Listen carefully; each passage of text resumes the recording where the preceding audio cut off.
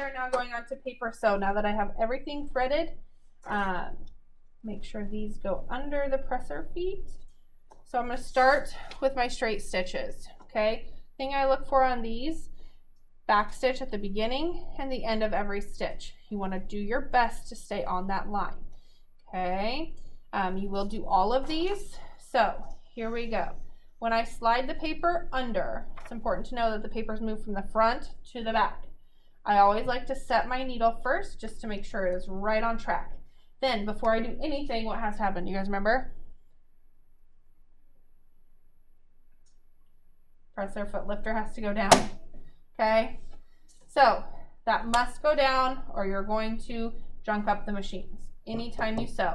Anytime you sew, if this sounds funny, that means something's wrong. So you need to stop, take whatever it is you're sewing out, and rethread. Okay? All right, here we go. My goodness, I have a hard time with this one. My foot pedals. So I need to back stitch, so I'm going to go forward 3, back 3. And then you have to engage all the way down and then continue. I'm just guiding lightly with my hands, going at a comfortable speed for you. Okay, I'm at the end, so I need a back stitch. And again, a back stitch is just 3 stitches.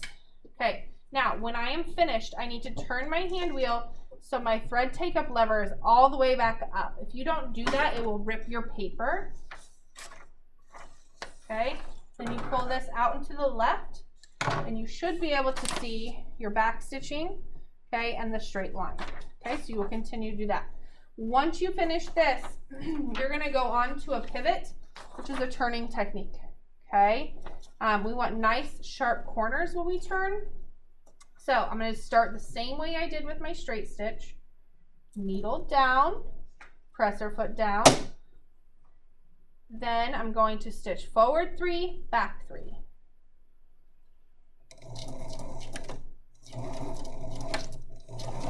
I'm going to continue to lightly guide my paper.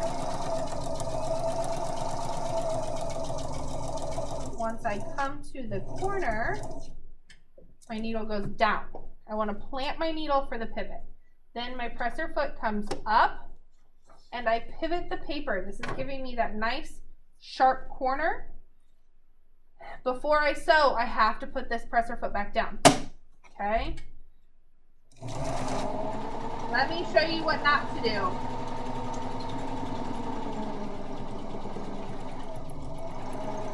Okay, did I stop and pivot? No. Okay, so that would be wrong, and you can even see back here that it is. Another what not to do, when you get to your corner, needle's up, then you pivot and reset the needle. Listen, sometimes machines don't like this. This one may or may not make a noise. No, it didn't. Okay, so I'll show you in a second. Another good pivot would be needle down, presser foot up, pivot, presser foot down. So I'm going to pretend that this is the end so I can show you guys the difference between a good stitch and a bad stitch, or pivot rather. Okay, so when I turn this over, you can see this is not a sharp corner. This has a massive hole in it I can just cut. Okay, and then here are my good corners, my back stitches. Okay, once you finish with this one, you may go on to the challenge sheet, which practices pivoting and slow curves.